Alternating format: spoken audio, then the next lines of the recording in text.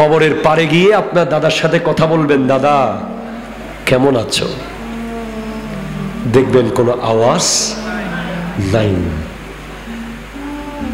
চাচা কেমন আছেন? আওয়াজ নাই।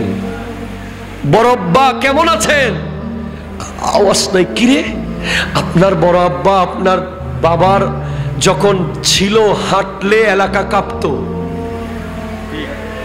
আজকে আওয়াজ নাই। ঠিক কিনা? বিজ্ঞানীরা বলছে 3 দিনের ভিতরে পোকা চলে আসে শরীরে।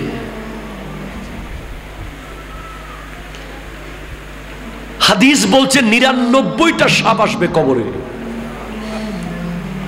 99 গুনাহ করার আগে ভাববেন, আপনার বেডরুমে একটা সাপ ঢুকলে আপনি আর সারা রাত ঘুমাইতে যতক্ষণ নিশ্চিত হন নাই সাপটা মেরে ফেলেছি অথবা বের করে দিয়েছি।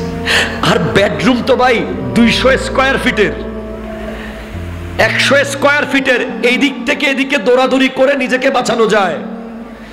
কবর হাই হাই হাই, ছোট্ট 99টা সাপ ঢুকলে ওখানে আর কোনো জায়গা থাকবে না। মুখ দিয়ে ঢুকে যাবে, পেট দিয়ে বের হবে, পেট দিয়ে ঢুকে যাবে, নাক দিয়ে বের হবে। এমন বহু দৃশ্য পৃথিবী দেখেছে।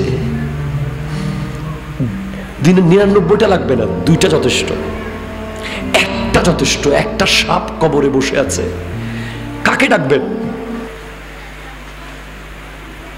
কি দিয়ে মারবেন সেটাকে? কোথায় দৌড় দিবেন?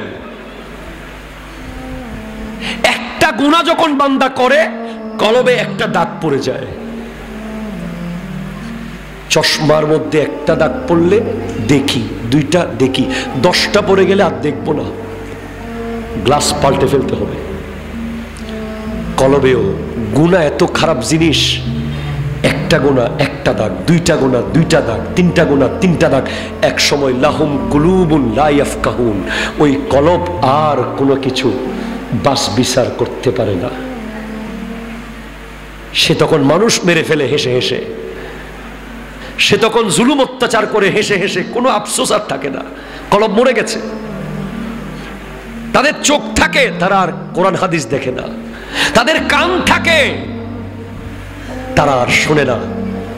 ওয়ালাকাদ যারা'না, তাদের জন্য আল্লাহ জাহান্নাম বানিয়ে রেখেছে।